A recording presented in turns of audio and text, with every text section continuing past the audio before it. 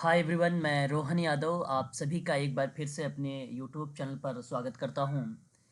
और मैं आप लोगों को बता दूं कि मैं अपने यूट्यूब चैनल पर यूजीसी नेट की social work online classes provide कराता हूं। एमपी पीएससी सोशोलॉजी की ऑनलाइन क्लासेस प्रोवाइड कराता हूं। डी ट्रिपल एस बी जहाँ पे सोशल वेलफेयर ऑफिसर की जो वैकेंसी निकाली गई है उसकी ऑनलाइन क्लासेस प्रोवाइड कराता हूँ।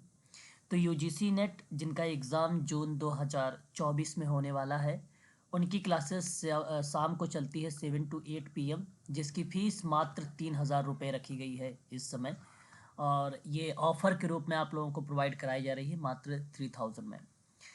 ये M P P S C की अगर आप बात करते हैं सोशोलॉजी की, इसकी फ़ीस मात्र 2,000 में रखी गई है और इसका भी एग्ज़ाम जून में है।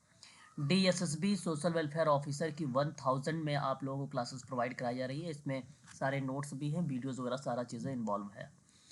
तो अगर आप अधिक जानकारी चाहते हैं समाज कार्य में, आप डी एस एस बी की क्लास लेना चाहते हैं या M P P S C की क्लास लेना चाहते हैं, या आप जून में जो एग्ज़ाम होने वाला है यू जी सी नेट का उसकी क्लासेस लेना चाहते हैं, तो आप हमसे संपर्क कर सकते हैं। मेरा नंबर है 8506031308 पर आप हमसे संपर्क कर सकते हैं, या कॉल भी कर सकते हैं, व्हाट्सएप पर आप मैसेज भी कर सकते हैं। ठीक है। तो आज मैं समाज कार्य के कुछ महत्वपूर्ण प्रश्न पत्रों पर बात करूंगा। ये जो प्रश्न पत्र आप देख रहे हैं, ये यूजीसी नेट के लिए, M P P S C के लिए, D triple S B social welfare officer के लिए बड़े इंपॉर्टेंट क्वेश्चंस हैं। इन प्रश्नों को आप लोग बड़े ध्यान से देखिएगा। और अगर आप ऑनलाइन क्लासेस चाहते हैं तो डिस्क्रिप्शन में भी जाकर आप मेरा पूरी डिटेल ले सकते हैं। डिस्क्रिप्शन में मैंने पूरा इन्फॉर्मेशन दे रखा है आप लोगों के लिए, वहाँ से भी आप हमसे संपर्क कर सकते हैं। तो शुरुआत करते हैं। आज पहला प्रश्न कि भारत में बच्चों को गोद लेने या दत्तक ग्रहण का केंद्रीय निकाय कौन सा है। ये क्वेश्चन है और नीचे चार ऑप्शन आप देख रहे हैं, NIPCCD, CARA, थर्ड ऑप्शन देख रहे हैं आप CSWB, और ऑप्शन 4 देख रहे हैं NCPCR। ठीक है। देखिए, पहली बात मैं आपको बता दूं, जो आप NIPCCD देख रहे हैं, ये national institute of public corporation and child development है और इसकी स्थापना हुई थी 1966 में। ये बेसिकली बच्चों को गोद लेने से संबंधित नहीं है।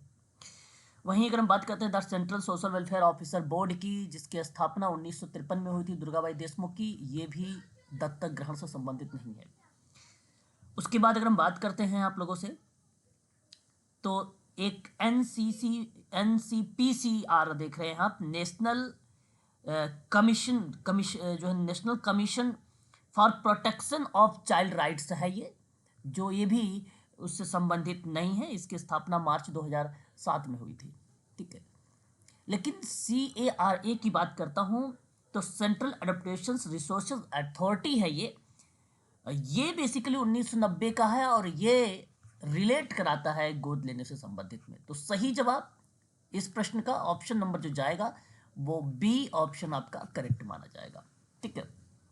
क्वेश्चन नंबर सेकंड, दबी भावनाओं की अभिव्यक्ति से हल्कापन महसूस करने को क्या कहते हैं। दबी भावनाओं को अभिव्यक्ति से हल्कापन महसूस करने को क्या कहते हैं। उदात्तीकरण, द्वैत वृत्ति, भाव विरेचन और स्थिरण। ये सिगमंड फ्रायड का स्टेटमेंट, यानी रक्षा युक्तियां हैं ये।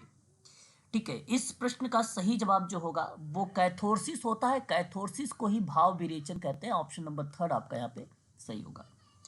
देखो, भावनाओं की सभी मानव गतिविधियों के साथ अगर परिवर्तित हो तो उसे उदात्तीकरण का नाम देते हैं।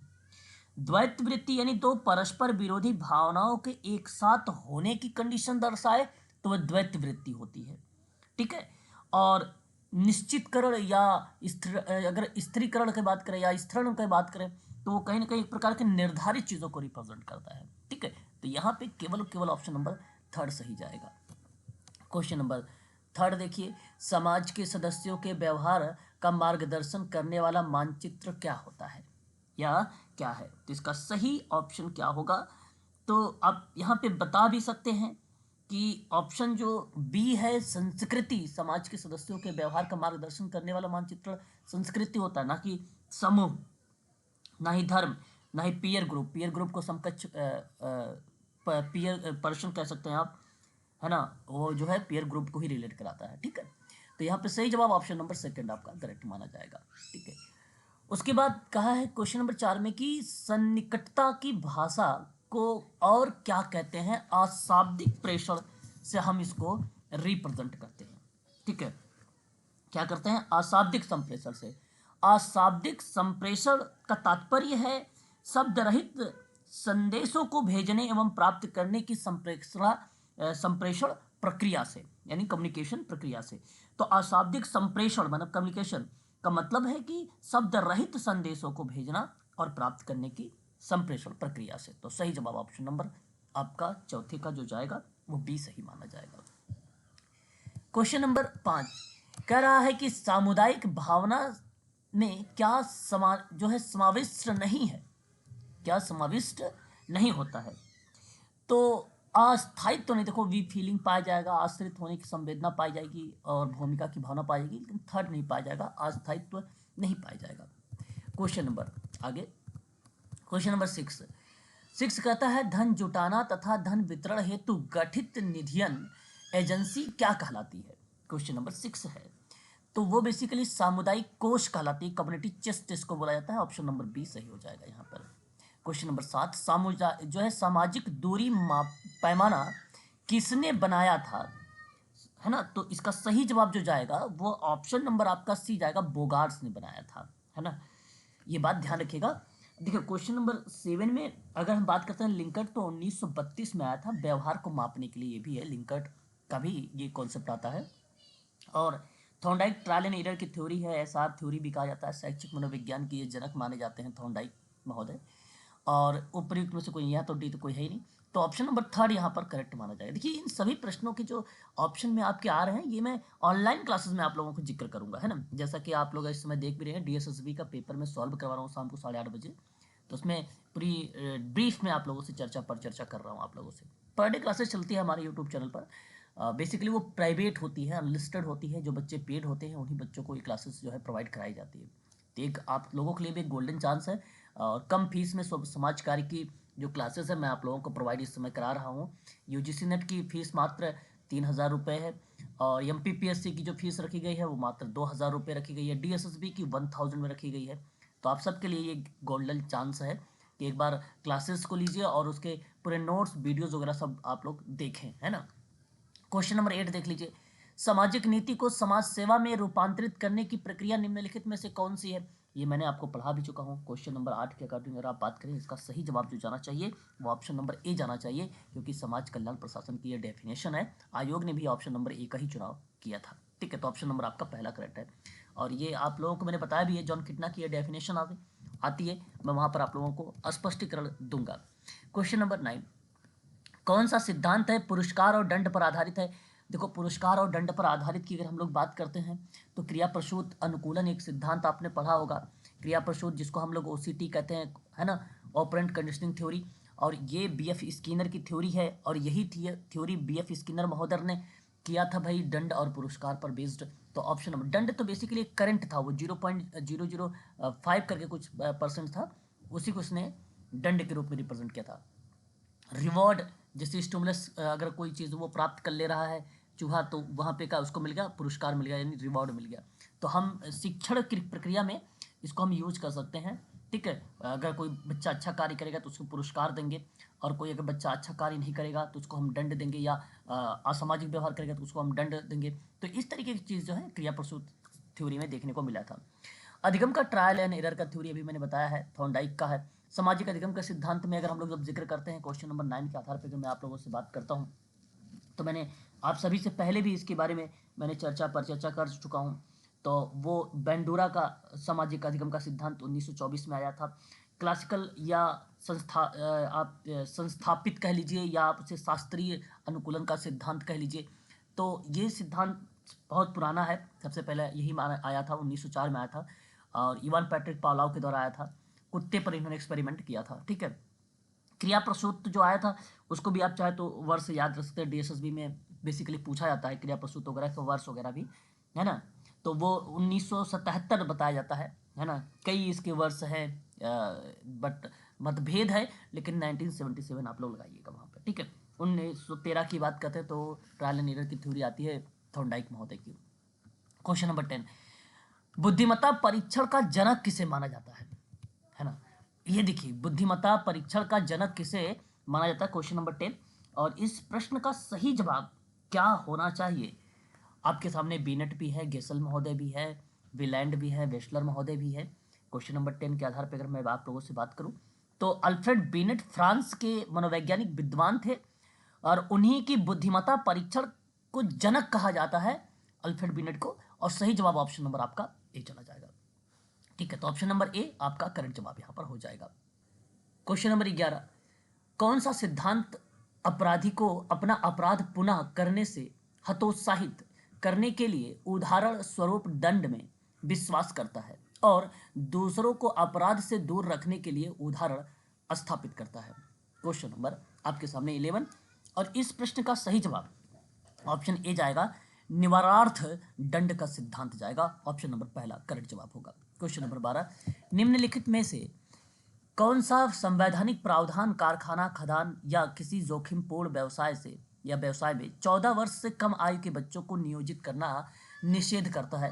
क्वेश्चन नंबर 12 सही जवाब देखो, भारत में अगर हम बात कर रहे हैं तो भारत के संविधान के अनुच्छेद 24 आप अगर देखें, अनुच्छेद नंबर 24, तो 24 कहता है कि 14 वर्ष से कम आयु के बच्चों को जोखिमपूर्ण व्यवसाय में सम्मिलित करने को अपराध माना जाएगा। इस तरीके की बात आर्टिकल 24 आपसे कहता है। तो इस आधार पर अगर मैं बात करूं तो ऑप्शन नंबर आपका सी वाला यहां पर करेक्ट हो जाएगा। पर आप सोच रहे होंगे, अनुच्छेद 14 विधि के समक्ष समता की बात करता है, अनुच्छेद 21 प्राण एवं दैहिक स्वतंत्रता की बात करता है, अनुच्छेद 45 बालकों के निःशुल्क एवं अनिवार्य शिक्षा 6 वर्ष से कम के बच्चों को रिप्रेजेंट करता है। तो ये आर्टिकल थोड़ा सा आप ध्यान रखेंगे। आपको बता दो 51 का भी याद रखना चाहिए आप लोगों को, क्योंकि वो माता पिता 6 से 14 वर्ष की जो बालक हैं उनको शिक्षा के अवसर देने के संबंध में दर्शाता 51 का। और एक आता है इसी में 21 का और वो रिप्रेजेंट कर रहा है 6 से 14 वर्ष के बच्चों को राज्य में निःशुल्क और अनिवार्य शिक्षा के बारे में जिक्र करता है 21 का भी, ठीक है। तो मैं चाहूँगा कि 21 का 51 का और 45 ये तीनों आप लोग याद रख के जाइए, क्योंकि परीक्षा में इनमें से जरूर एक सवाल आ सकता है आप लोगों से, ठीक है। क्वेश्चन नंबर 13, मानवाधिकार परिषद की बैठक कहाँ हुई थी, यानी कहाँ होती है, आप इस तरीके से सवाल का जवाब दे सकते हैं क्वेश्चन नंबर 13 में। तो देखियो, मैं बता दूं कि मानव अधिकारों से अभिप्राय है कि मौलिक अधिकारों एवं स्वतंत्रता से है। सवाल तो यही है कि मानवाधिकार परिषद की बैठक कहाँ जो है होती है, क्वेश्चन नंबर 13 में। तो मानव अधिकारों से अभिप्राय है कि मौलिक अधिकारों से एवं स्वतंत्रता से, जिसके सभी मानव प्राणी हकदार हैं, है ना। और मानवाधिकार परिषद की बैठक बेसिकली होती है जिनेवा में। ऑप्शन नंबर आपका यहाँ पर सी वाला करेक्ट जवाब हो जाएगा। क्वेश्चन नंबर 14, निम्नलिखित में से कौन सी पद्धति जो है व्यक्तिक और सामाजिक संबंधों में समायोजन लाती है। क्वेश्चन नंबर 14 सही जवाब बेसिकली सामाजिक व्यक्तिक कार्य होता है, यानी जिसको हम लोग केस वर्क कहते हैं, वो बेसिकली एक व्यक्तिक और सामाजिक संबंधों में समायोजन लाने की बात करता है। ऑप्शन नंबर पहला आपका यहाँ पर करेक्ट जवाब हो जाएगा। क्वेश्चन नंबर 15, समूहों को अपने आप को बनाए रखने के लिए सामान्य समस्या अर्थात कारक और समाज संवेगात्मक को सुलझाना चाहिए, वह किसने कहा है। समूहों को अपने आप, है ना, अपने आप को बनाए रखने के लिए सामान्य समस्याएं अर्थात आप ये कहिए कारक तथा समाज संवेगात्मक को सुलझाना चाहिए, वह किसने कहा है। 4 ऑप्शन दिए गए हैं और सही जवाब यहाँ पर होगा रॉबर्ट वेल्स ने कहा था। ऑप्शन नंबर डी आपका यहाँ पर करेक्ट जवाब होगा। इन सभी लोगों के बारे में स्टेटमेंट, थ्योरी, सिद्धांत, जो भी मेन किताबें हैं उन सभी पर बात करूंगा ऑनलाइन क्लासेस में आप लोगों से, जो क्लासेस पेड है। क्वेश्चन नंबर बात करेंगे आप 16 पर। क्वेश्चन नंबर 16 आपसे क्या कह रहा है कि परिवीक्षा क्या होता है। परिवीक्षा क्या होता है, तो परिवीक्षा देखिए किसी भी प्रकार के नियंत्रण से मुक्ति का जीवन होता है परिवीक्षा, है ना, उसको परिवीक्षा कहते हैं हम लोग। तो सही जवाब ऑप्शन नंबर डी होगा, ठीक है। आपको बता दें एक बार और कि अगर आप यूजीसी नेट की तैयारी कर रहे हैं सोशल वर्क का, जिसका एग्जाम जून में होने वाला है, उसकी फीस मात्र 3000 रुपये रखी गई है। और यदि आप डीएसएसबी की तैयारी कर रहे हैं तो इसकी क्लास का जो समय है शाम को है 8:30 बजे से प्रैक्टिस चल रही है इसमें। लगभग इसमें 5% से नीचे, ज़्यादा पॉइंट नहीं है, 5-6 पॉइंट है। और आप लोगों का टॉपिक रह गया, ये भी मैं आपको जल्दी कवर कर दूंगा। जैसे ही क्वेश्चन पेपर आपका प्रीवियस ईयर चला रहा हूँ इस समय, जो 2019 में पूछा गया था, उसको जैसे ही सॉल्व करवा दूंगा आप लोगों को, तुरंत मैं आपके टॉपिक पर लेके चलूंगा, ठीक है। और यूजीसी नेट की क्लासेस जो चलती है वो शाम को ही 7 to 8 PM चलती है। 6:30 बजे आप लोगों को लिंक मिल जाता है, ठीक है। क्लासेस की फीस जो है 3000 रुपये मात्र रखी गई। MPPSC की दोपहर में चलती है 1 PM, और इसकी क्लासेस की फीस जो है मात्र 2000 रुपये में रखी गई है, ठीक है। क्वेश्चन नंबर 17 देखिए, सामाजिक परिवर्तन की 3 अवस्थाएं यानी धर्म विज्ञानी, अलौकिक और सकारात्मक किसके द्वारा अभिधारित की गई है। क्वेश्चन नंबर 17 का देखो, अगस्ट काम्टे एक फ्रांसीसी विचारक थे, आपने नाम सुना है। इन्होंने तथ्यवाद के विचार का प्रतिपादन किया था, एक प्रकार से प्रतिपादन किया था। किसने? अगस्ट काम्टे ने। तो ऑप्शन नंबर आपका जो जाएगा वो सी वाला ऑप्शन यहाँ पर करेक्ट जवाब हो जाएगा, ठीक है। तो ये बात आपको ध्यान रखनी होगी इसके संबंध में। देखो, अगर हम बात करते हैं निकोलाय, ठीक है, मिलानोवस्की के बारे में, तो पूंजी बाजार की लेन देन विस्तृत व्याख्या के बारे में जिक्र किया था, एक श्रृंखला थी। हॉरिजॉन्टल और वर्टिकल समूहों के बारे में सेरोकिन का नाम आ जाता है वहाँ पे, है ना। और 1822 में आपने नाम सुना होगा, आध्यात्मिक, जिसको तात्विक बोलते हैं हम लोग, है ना, और वैज्ञानिक और एक सकारात्मक के आधार पर इन्होंने 3 भागों में डिवाइड किया। तो जो बेसिकली नाम भी दिया गया, मैंने अभी आपको बताया भी है कि तथ्यवाद के विचारक का प्रतिपादन जो है अगस्त काम्टे ही करते हैं। तो ये बात भी आप ध्यान रख सकते हैं। हर्बर्ट स्पेंसर का नाम आपने सुना भी होगा। शिक्षण की 5 पदी नाम है: प्रस्तावना, प्रस्तुतिकरण, तुलना, सामान्यीकरण और प्रयोग। ये चीज़ें हैं जो है हर्बर्ट स्पेंसर महोदय की, ठीक है। तो ये सारी बातें मैं आप लोगों से क्लासेस में जिक्र करूंगा और डीप में। क्वेश्चन नंबर 18, निम्नलिखित में से आंकड़ों के संकल्प का प्राथमिक स्रोत कौन सा नहीं है। क्वेश्चन नंबर 18 के आधार पर अगर हम लोग बात करते हैं तो सही जवाब ऑप्शन नंबर डी, जो रेफरल है ना, ये आंकड़ों के संकलन में प्राथमिक स्रोत नहीं आता है। बाकी तो जो आपका ये अवलोकन हो गया, प्रश्नावली हो गया, साक्षात्कार, ये आते हैं, है ना, प्राथमिक स्रोत के अंतर्गत। तो ऑप्शन नंबर डी आपका सही यहाँ पर हो जाएगा। क्वेश्चन नंबर 19 क्या कहता है? कहता है नेतृत्व की स्थिति जो है, नेतृत्व के स्थिति उपागम का दूसरा नाम हमको बताना है। स्थिति उपागम एक होता है, ठीक है, इसका भी दूसरा नाम पता होना चाहिए कि क्या होता है। तो क्वेश्चन नंबर 19 में सही जवाब हो जाएगा आकस्मिकता का सिद्धांत है, बी वाला ऑप्शन, ये आपका ऑप्शन करेक्ट जवाब हो जाएगा, ठीक है। उसके बाद हम बात करते हैं क्वेश्चन नंबर 20 में कि प्रत्येक तत्व में प्रतिचयनित या नमूना देना होने की शून्येतर संभावना या संभाव्यता होती है और किसी एक बिंदु पर यादृच्छिक चयन किया जा सकता है। क्वेश्चन नंबर 20 है। और ये बेसिकली अगर मैं बात करूं आप लोगों से, तो इसका सही जवाब जो जाएगा वो ऑप्शन नंबर आपका ए करेक्ट माना जाएगा। ये प्रोबेबिलिटी प्रतिचयन है, ठीक है, या इसको हम संभाव्यता प्रतिचयन कहते हैं, ठीक है। तो यहाँ पर बेसिकली प्रत्येक तत्व जो होता है प्रतिचयनित और नमूना देने होने के लिए शून्येतर संभावना या संभाव्यता होती है। और इसके कई नाम होते हैं ना, याद रखिएगा, इसके कई नाम है।